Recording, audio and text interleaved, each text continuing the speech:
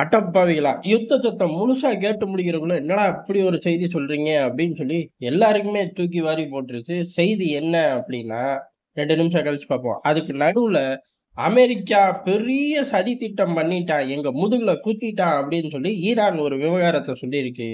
America என்னைக்குடா நெஞ்சில குத்திருக்கான்? எல்லா காலமும் முதுகுல குத்துறது தானே பயப்பிள்ளையோட ஒரே நோக்கம்.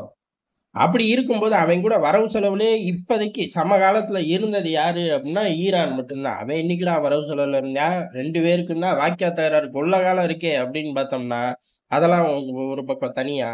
இந்த அணு ஆயுத பேச்சுவார்த்தை அப்படிங்கிறது ரொம்ப தீவிரமா நடந்துகிட்டு இருந்துச்சு. அதத்தான் இப்ப ஈரான் போட்டு உடைச்சிருக்கு. "ஏலே நாங்க 5 தாட்டி உட்கார்ந்து பேசினோம். 5 தாட்டியும் அவனுங்க ஏகப்பட்ட விஷயங்கள் கொண்டு வந்து குடுத்தாய்ங்க. அதுல ஒவ்வொன்னா சரி கட்டி, எல்லாம் அப்படியே முட்டாள்தனத்தோட உச்சத்தோட இருந்துச்சு. ஈரானுக்கு அதல பாதாளத்துல போகக்கூடிய சூழ்நிலைகளா இருந்துச்சு. எல்லாத்தையும் சரி பண்ணி, நம்பி ஒவ்வொரு தாட்டியும் பேச்சுவார்த்தைக்கு ஒத்துழைப்பு குடுத்து பேச்சுவார்த்தைய நகர்த்தி 5வது தாட்டி பேச்சுவார்த்தைய முடிச்சு, 6வது தாட்டி எங்களோட கோரிக்கை அப்படிங்கிறத டிசைன் பண்றதுக்கே போதும் போதும்ன்னு ஆயிருச்சு. 5 தாட்டி இவை கூட அக்கப்போர் தாங்க முடியல. இருந்தாலும் உட்கார்ந்து கோரிக்கைகள டிசைன் பண்ணி ஓரளவு ஈரானுக்கு சாதக பாதகம்லாம் இல்லாம கரெக்ட்டா மைலேஜ மட்டும் கேட்ச் பண்ற மாரி ஒரு திட்டத்த தீட்டுனோம். அப்ப சாதகம் மைலேஜ்ல வராதா? அப்படின்னு கீழ வந்து கேட்கக்கூடாது. வரும். கொஞ்சூண்டு தான் வரும். ஆனா 6வது தாட்டி இவ்வளவு பெரிய சம்பவத்த பண்ட்டாய்ங்க. இப்ப நாங்க எப்படி 6வது தாட்டி உட்கார்ந்து போய் குடுப்போம்? 5 தாட்டி ஏமாந்தது மாரி 6வது தாட்டி எங்கள ஏமாத்த தான் போறாய்ங்க.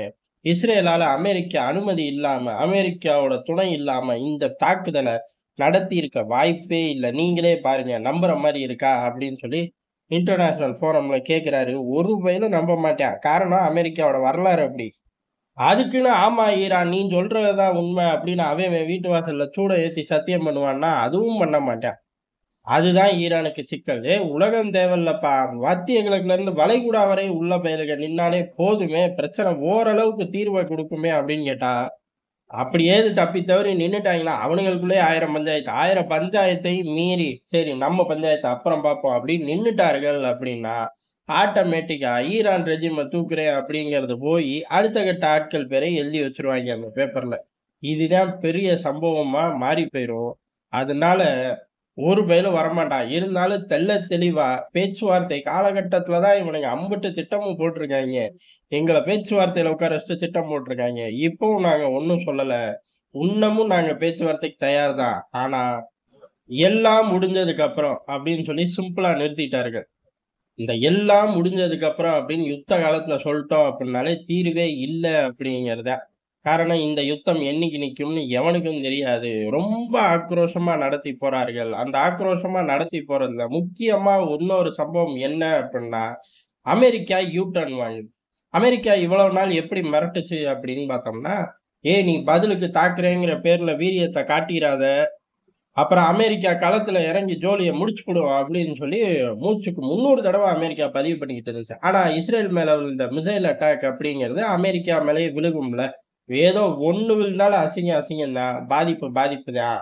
மெயின்லேண்ட் அமெரிக்கா தேவையில்ல. என்டயர் பேஸ்ல எத தொட்டாலும் இது ஒரு பிள்ளையார் சுழியா போயிரும். ஒரு பிளாக் மார்க்கா போயிரும். அமெரிக்க வரலாற்றுல வியட்நாமு, ஆப்கானிஸ்தான் அப்படின்னு கொள்ள சம்பவம் இருந்தாலும், இந்த சம்பவம் அப்படிங்கிறது நவீன கால ட்விஸ்ட்டா மாறி போயிரும்னு ஒரு பயம் அவனுக்கு எப்பயுமே இருக்கும். அதனால தான் வடகொரியா கூட கொஞ்சம் ஸ்மூத்தாவே பயணிக்கிறது. இத தவிர அமெரிக்க பயலோட கோர் எண்ணம் தோப்போம் அப்படின்னா இறங்கவே மாட்டான். ஜெயிக்கிறக்கு ஃபீல்ட செட் பண்ணிட்டு, "ஏலே நான் ராணுவ வலிமையை காட்டுறேன் பாரு" அப்படிம்பாய்ங்க. பெரும்பாலும் அமெரிக்க ராணுவம் இறங்கும்போது, அந்த நாட்டு ராணுவம் சரண்டர் ஆகும். அந்த நாட்டு ராணுவம் அதுவே கிளர்ச்சி படையா மாறிரும். அந்த நாட்டு ராணுவம் தப்பிச்சு போயிரும். இந்த சூழ்நிலையில எதையாச்சும் ஒண்ண உருவாக்காம போய் நின்னாய்ங்க அப்படின்னா, அமெரிக்க ராணுவம் தோத்த வரலாறு தான் ஜாஸ்தி. மைலேஜ் எடுத்த வரலாறு கம்மி. பிடிக்குதோ பிடிக்கலையோ இதான் உண்மை. அப்புறம் ஏன்டா அண்ணன் அமெரிக்கா உலகத்துல மிகப்பெரிய ராணுவமா அவன் இருக்கான் அப்படின்னா, அதான் தலையெழுத்து. அதான் அரசியலோட மைலேஜ். இப்படி சொல்லிக்கிட்டே போலாம். இப்போதைக்கு சப்ஜெக்ட்டுக்குள்ள வருவோம். அப்படி அமெரிக்கா யூ டர்ன் போடுது. என்ன அப்டின்னா, இங்க பாரு அன்னைக்கு நடந்த தாக்குதலுக்கும் சரி, இந்த நிமிடம் வரை நடக்கிற தாக்குதலுக்கும் சரி, எங்களுக்கு சம்மந்தம் கிடையாது. தப்பி தவறி நீ எங்களோட ராணுவ இலக்குகள தொட்ட அப்டின்னா, அதுக்கப்புறம் படை திரட்டி வந்து ஈரான சாம்பலாக்கிருவோம் அப்டின்ட்டாய்ங்க. இந்த இடம் தான் ரொம்ப முக்கியமான இடம். படை திரட்டி வந்து சாம்பலாக்குவோம் அப்டின்னு இதுவரை எங்கேயும் சொன்னதில்ல. அமெரிக்கா குடுக்குற மரநாட்டில தெரிச்சு ஓடிருவீங்கடா அப்படின்னு தான் சொல்லியிருக்காங்களே ஒழிய, படைய திரட்டுவோம் அப்படிங்கிறது மூலியமா, ஈரானோட மிசைல் வலிமை அப்படிங்கிறது இவர்கள டிஸ்டர்ப் பண்ணுது. அது உண்ம. மாற்று கருத்தே கிடையாது. அன்னை அமெரிக்காவோட பேச்சோட்டத்துல இருந்தே தெரிஞ்சுக்கலாம். மைலேஜ் எவ்வளோ தூரம் எடுத்திருக்கார்கள். இருந்தாலும் இந்த டிக்கெட்ட கிழிச்சு தர முடிஞ்சா ஈரானால அப்படின்னு கேட்டா, இல்ல. அத பத்தி ஏற்கனவே விரிவா பாத்தோம். அதனால இங்க விட்டுருவோம். இந்த இடம் தான். இந்த டிக்கெட்ட கிழிச்சு குடுக்கக்கூடிய சாதகமான விஷயம், அதுல ஊருப்பட்ட மைலேஜ உலகம் பூரா எடுத்துட்டோம். அதுல ஈரான்ல வாரம் எடுக்கிறோம். தெரியுமா? வெள்ளிக்கிழமை படம் ரிலீஸ் மாரி எடுத்திருக்கோம்டா. அதனால தான்டா ஒரே நேரத்துல 20 தலைகள எங்கனால உருட்ட முடிஞ்சுச்சு, டிக்கெட்ட கிழிச்சு குடுக்க முடிஞ்சுச்சு அப்படின்னு இஸ்ரேல் பேசிக்கிட்டு இருக்கும்போதே, இன்னொரு விஷயத்தையும் பேச ஆரம்பிச்சுட்டாங்க. அதத்தான் 2 நிமிஷத்துக்கு முன்னாடி கழிச்சு பார்ப்போம்னு சொன்னோம். என்ன அப்படின்னா, அலி கமேனி ரஷ்யாவுக்கு தப்பிச்சு போட திட்டம் போட்டிருக்காராமா. இதற்காக அவரோட நம்பகமான ரைட் ஹேண்ட இப்ப ரஷ்யாவுக்கு அனுப்பிச்சு வச்சிருக்காரு. எதற்கு அப்படின்னா, ஒருவேள ஈரானுக்குள்ள அலி கமேனிய பாதுகாக்க முடியல அப்படின்னா, அவர் சார்ந்த ஆட்கள், அவரோட குடும்பம் எல்லாமே ரஷ்யாக்குள்ள கடத்தி கொண்டு போறது எப்படி அப்படிங்கிற ஆலோசனை ரஷ்யா கிட்ட இதுக்கான ஒரு எக்ஸிட் சேஃப்டியான ஒரு எக்ஸிட்ட நீங்க உத்தரவாதம் பண்ணணும் அப்படின்னு இருக்கார்கள். அலி கமேனிய பாதுகாக்க முடியாட்டி இதான் ரூட்டு. இன்கேஸ் ஈரானுக்குள்ள ஆட்கள் நுழைஞ்சு ஈரான் கைய விட்டு போனாலும் இதான் ரூட்டு அப்படின்னு சொல்லி ஏஜென்சிகள் வெளியிடுறார்கள். அந்த ஏஜென்சிகள் பேர் சொல்லாத அதிகாரின்னு தான் சொல்லுவாங்க. அது இஸ்ரேலுன்ட்டாங்க. ஏதாச்சும் ஒரு புலனாய்வு அமைப்புன்னு சொல்லியிருந்தாலும் கொஞ்சம் நம்பகத்தன்மை வரும். அட்லீஸ்ட் த கிரேட் பிரிட்டனோட உளவு அமைப்புன்னு சொன்னாலும் சிரிப்பாச்சும் வந்திருக்கும்.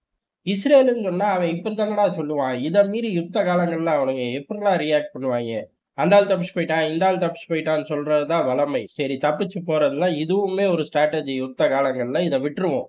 இதற்கு வாய்ப்பு இருக்கா அப்படின்னு கேட்டா, அம்புட்டு பெரிய ஈரான்ல அலி கமேனிய பாதுகாக்க முடியல அப்படின்னா கஷ்டம் தான். அதோட ரிஸ்க் எந்த அளவுக்கு வரும் அப்படின்னு தெரியும். அதாவது 2 விதமா கூட வரும். ஒண்ணு இப்போதைக்கு கம்பெனிகளோட செல்வாக்கு தரை மட்டத்துல இருக்குன்னு சொல்ல முடியாது. ஒரு ரேஞ்சுல இருக்கு. அதாவது டிஸ்டர்ப் பண்ணக்கூடிய லெவல்ல, "ஏய்! நீ என்ன பெரிய ஆளா? ஈரான் என்ன வளர்ந்து சாயுதா?" அப்படி இப்படின்னு பேசுறதுக்குன்னு ஒரு 10 பேர் இருக்கான். அது இப்போ ஒரு 20 பேரா இருக்காய்ங்க அப்படிங்கிற ஒரு தோற்றம் இருக்கு. உண்மை பொய்ங்கிறதெல்லாம் அடுத்த விஷயம். ஒருவேளை இப்படி சம்பவம் நடந்துருச்சுன்னா, அது கூட குறைஞ்சிரும்.